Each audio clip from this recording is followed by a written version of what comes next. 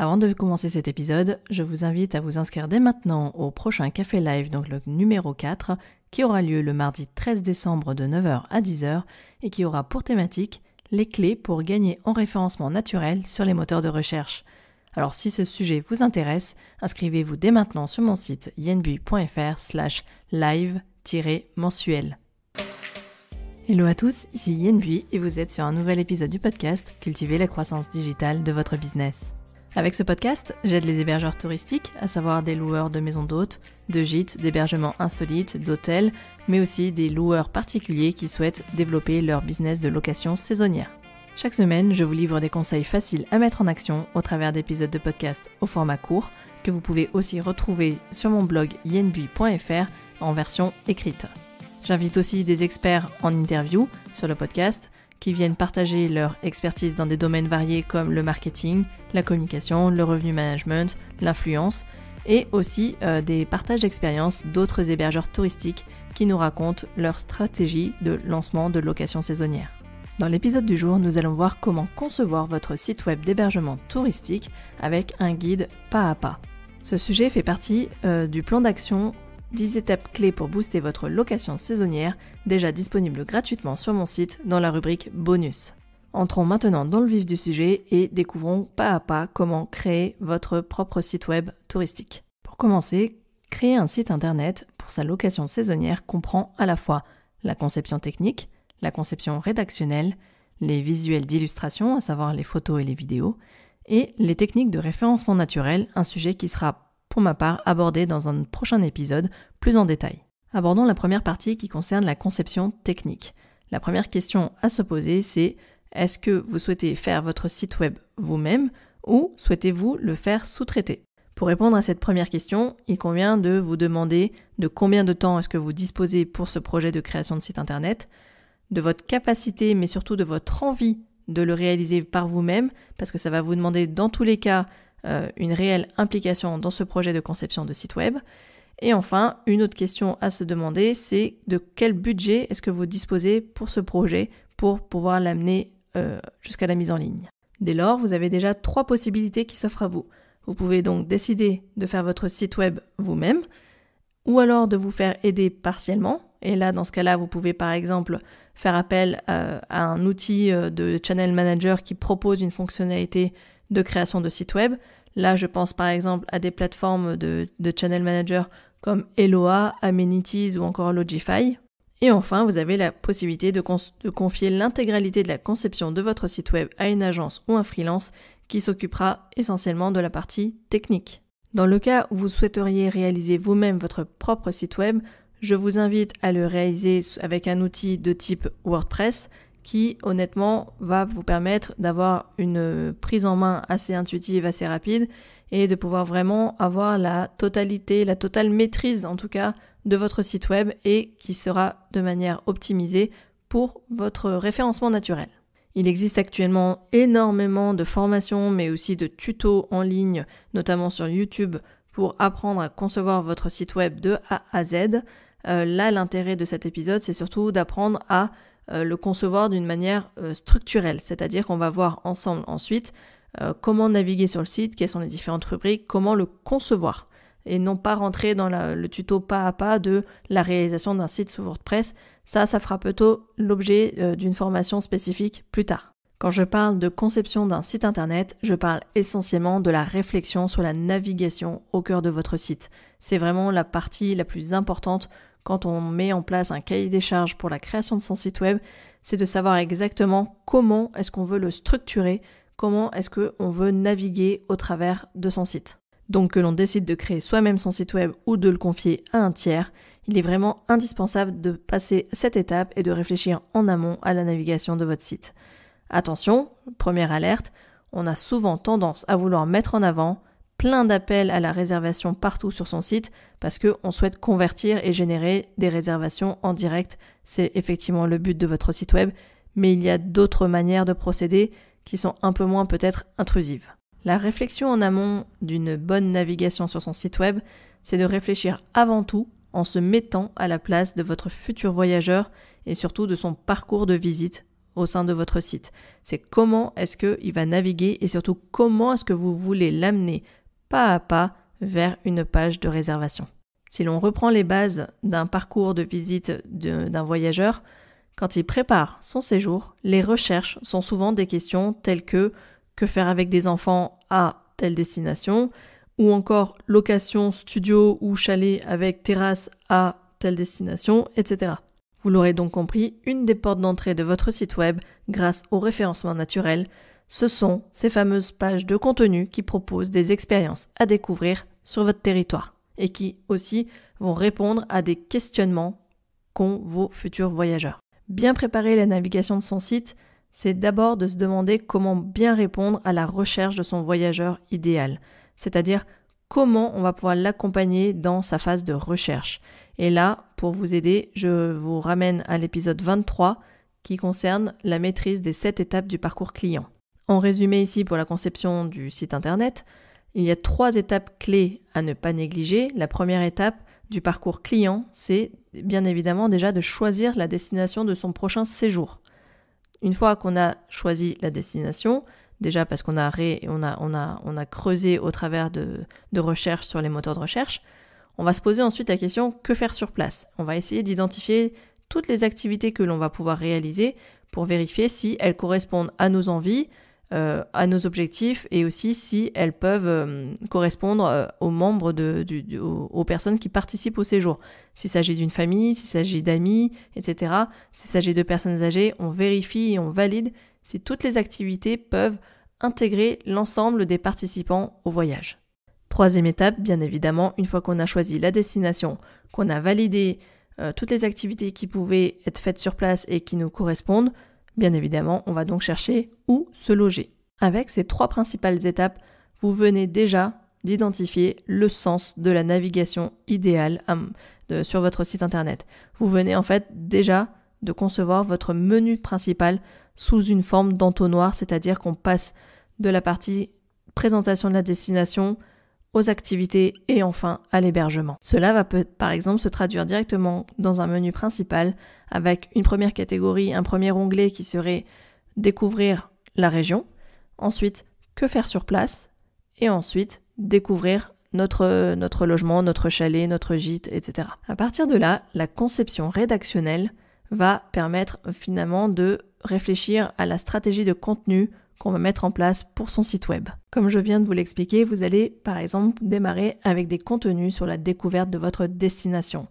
Vous allez créer une page de présentation de votre territoire avec l'ensemble des liens utiles, je pense en particulier aux offices de tourisme, à tout ce qui est site institutionnel, mais aussi aux liens vers les différents partenaires locaux et notamment les principales attractivités touristiques. L'idée, c'est aussi de créer des pages par saison, c'est-à-dire penser aux différentes activités et à la présentation de votre territoire, que ce soit en été, en hiver, à l'automne, au printemps. Mais vous pouvez aussi créer des pages de mise en avant de vos partenaires dans lesquels vous allez présenter les différentes offres packagées que vous aurez construites mutuellement. Un conseil, vous pouvez vous inspirer, j'ai bien dit vous inspirer et donc ne pas copier, le site de votre office de tourisme par exemple, ou pourquoi pas prendre des idées et des inspirations sur différents blogs voyages qui auraient déjà rédigé des contenus sur votre destination. La deuxième thématique à créer en termes de contenu pour votre site internet, c'est que faire sur place. Ici, vous allez lister les incontournables de votre territoire. En gros, vous allez présenter ce qu'un voyageur doit, selon vous, voir ou tester absolument avant de repartir. Il peut s'agir d'une activité, d'un moment inédit, d'une expérience inédite comme un coucher de soleil admiré depuis un endroit spécifique. Cela peut être aussi les restaurants à découvrir, les spécialités locales régionales, la gastronomie, le terroir, etc. Je vous invite à en lister au moins 10. Il s'agira donc de 10 pages de contenu à créer. Vous pouvez les classer par différentes thématiques. Ça peut être donc les activités, les restaurants, les expériences. Pour ces 2 premières parties de votre site internet, à savoir les contenus sur la découverte de la destination, mais aussi les contenus sur les activités à découvrir sur place, je vous invite à réécouter mon épisode numéro 35 qui parle de la construction d'une stratégie de contenu où je vous livre effectivement les différents moyens pour trouver des idées de contenu à créer et qui viendront donc alimenter votre site internet. La troisième catégorie de contenu à créer pour votre site internet concerne bien évidemment votre hébergement. Ici, vous allez lister les atouts majeurs, j'ai bien dit majeurs en premier, donc les principaux atouts en fonction des différentes attentes de votre clientèle de voyageurs, donc que ce soit la famille, des sportifs, pour du télétravail, pour du repos, à vous de vraiment identifier en fonction de votre cible principale. Et là, c'est vraiment important d'être spécifique et de répondre à une demande vraiment précise. En créant tous ces contenus, finalement, vous devenez déjà le meilleur ambassadeur de votre territoire et parce que vous vous en parlerez avec vos propres mots, avec vos propres émotions et si possible avec vos propres photos, vous allez vraiment pouvoir partager vos propres expériences et du coup créer du lien avec vos lecteurs et vos futurs voyageurs. J'insiste particulièrement sur ce point parce que vous avez bien évidemment la possibilité de confier la création de contenu à un ou une rédactrice web. Néanmoins, honnêtement, je trouve qu'il est vraiment plus intéressant de lire des contenus qui sont partagés avec les propres mots de la personne qui va en plus vraiment connaître, qui aura vraiment réalisé et vécu les expériences dont on parle et ça a vraiment beaucoup plus de valeur à mon sens. Une dernière option qui s'offre à vous pour la conception rédactionnelle, c'est si vous faites appel à des influenceurs et que vous les invitez lors d'un séjour chez vous gratuitement, vous pouvez en contrepartie demander à ce qu'ils rédigent un article de voyage pour votre site internet. Ça, c'est aussi possible. Ou en tout cas, vous allez pouvoir sinon réutiliser ou repartager les contenus que cet influenceur voyage aura partagé sur son propre blog voyage. Nous venons donc de voir la conception technique d'un site, la navigation optimale sur votre site internet à envisager, la partie rédactionnelle à concevoir, et il nous reste maintenant à vous parler des visuels d'illustration et comment optimiser votre site pour le référencement naturel. On va aller plutôt rapidement sur les visuels d'illustration puisqu'il s'agit de photos et vidéos. Idéalement, vous pouvez varier des photos et des vidéos qui présentent votre destination, qui présentent les différentes activités, les restaurants, toutes les expériences dont vous aurez parlé et illustré au travers de vos contenus et qui viendront soutenir vos propos et bien évidemment les visuels de votre location saisonnière. Pour la réalisation de vos visuels d'illustration, vous avez plusieurs possibilités.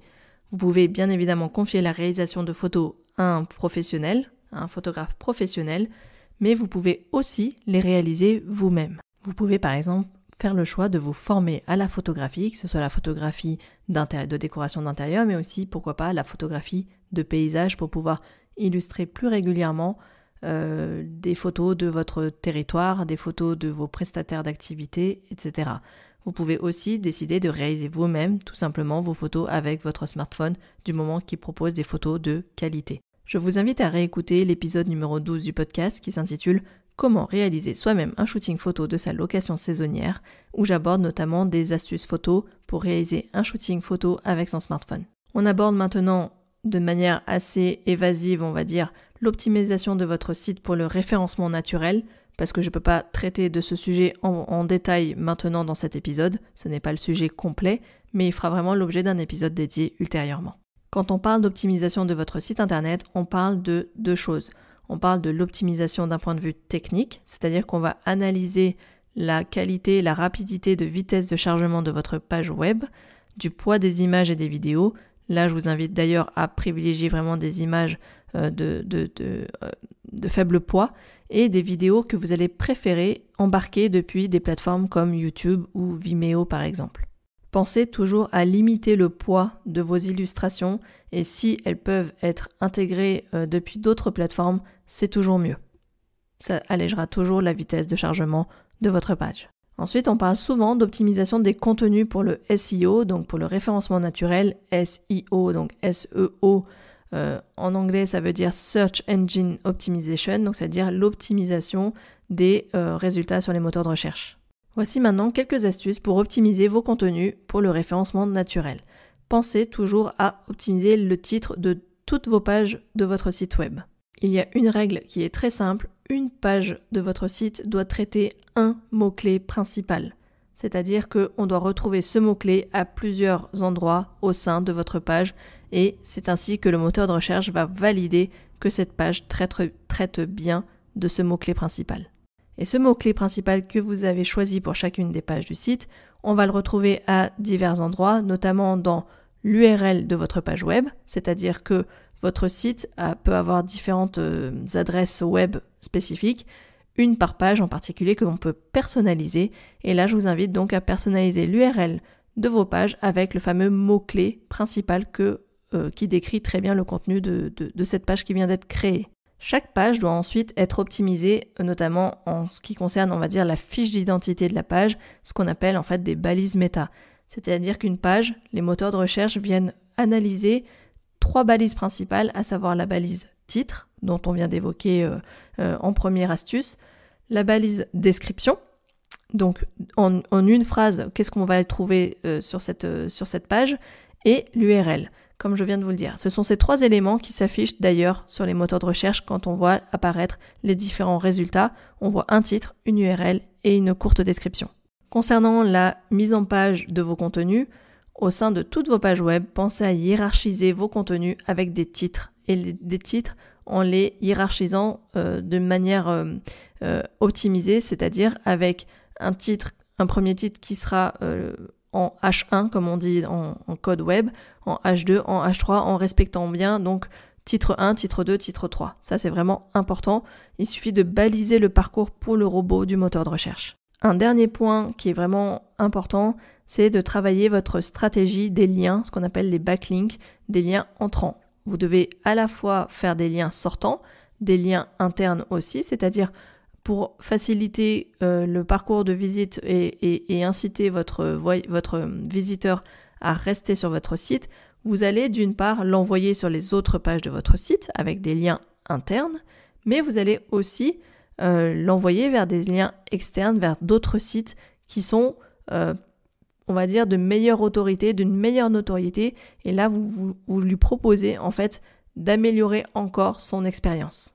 Les moteurs de recherche vont ainsi vérifier et valider les liens externes vers lesquels vous envoyez vos voyageurs, et s'ils sont effectivement d'une meilleure qualité que le vôtre, ils estimeront que vous faites un travail vraiment de qualité parce que votre objectif c'est vraiment d'apporter une vraie réponse à votre visiteur. Bien évidemment, pour cette partie d'optimisation, vous pouvez confier ce travail à un expert SEO en référencement naturel donc. La 6e partie, lorsque l'on veut concevoir son site web, c'est de programmer une mise en ligne et de paramétrer le suivi pour les statistiques. Une fois que votre site est prêt pour la mise en ligne, il va vous falloir indexer le site auprès des moteurs de recherche, c'est-à-dire annoncer son lancement, son existence. Pensez aussi à cet instant à créer un compte Google Analytics pour votre site web et à intégrer le code qui vous sera fourni dans votre console d'administration de votre site web. Bien évidemment, si ce n'est pas vous qui avez mis en place votre site web, c'est votre prestataire web qui s'en chargera.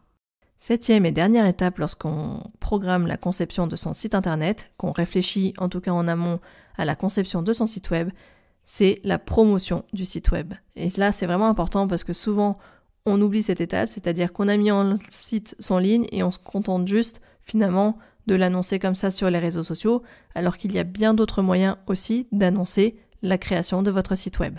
Vous pouvez par exemple promouvoir le lancement de votre site internet donc sur les réseaux sociaux, dans vos liens de présentation, sur vos cartes de visite et vos supports imprimés, dans votre signature mail. Vous avez aussi la possibilité de faire du teasing avant lancement avec pourquoi pas une offre spéciale de lancement pour toute réservation durant le mois du lancement de votre site internet. Pourquoi pas y penser? N'oubliez pas de faire appel à votre réseau de partenaires qui pourra lui aussi relayer le lancement de votre site internet et pourquoi pas, vous pouvez aussi penser à mettre en place une stratégie d'affiliation, c'est-à-dire offrir une compensation financière à vos partenaires dans le cas où vous auriez généré des réservations grâce à leur promotion, à leur relais. Et voilà, c'est terminé pour cet épisode dédié à la conception d'un site web d'hébergement touristique, un guide pas à pas où je vous répète les différentes étapes auxquelles il va falloir penser lorsque vous souhaitez concevoir votre site internet. Donc la première étape, c'est de concevoir l'aspect technique de votre site, réfléchir à qui va s'en occuper et de quelles ressources est-ce que vous disposez. Ensuite, la deuxième étape, c'est de réfléchir à la navigation du site en réfléchissant surtout toujours en vous mettant à la place de votre futur voyageur et de son parcours de visite et ses intentions de recherche sur votre site. La troisième étape, c'est la conception rédactionnelle, c'est-à-dire réfléchir à alimenter toutes les différentes pages de contenu qui vont être présentes sur votre site web. La quatrième étape, c'est de réfléchir à tous les visuels d'illustration qui vont vous être utiles pour alimenter votre site internet. Ensuite, l'optimisation de votre site pour le référencement naturel et donc apparaître dans les premières pages des résultats de moteurs de recherche. Enfin, c'est la partie suivi statistique de la mise en ligne de votre site internet et la promotion du lancement de votre site internet. J'espère que ce petit récapitulatif des différentes étapes clés à ne pas manquer quand on souhaite concevoir et participer à la réalisation de son site internet vous sera vraiment utile. En tout cas, si vous connaissez quelqu'un qui est sur le point de concevoir et de réfléchir à un cahier des charges pour la conception de son site internet, n'hésitez pas à lui relayer cet épisode ou cet article au format blog pour pouvoir l'aider à ne rien oublier et notamment pouvoir avoir une vue sur l'ensemble et être au plus juste de toutes les étapes qu'il ne faut pas manquer. Et comme d'habitude, si cet épisode vous a plu et vous a permis de réfléchir en amont à la conception de votre site internet ou en tout cas qui vous aide à passer à l'action, ce n'est que mieux pour moi. N'hésitez pas à me laisser un commentaire sur les plateformes d'écoute de votre choix ou alors encore mieux une note 5 étoiles.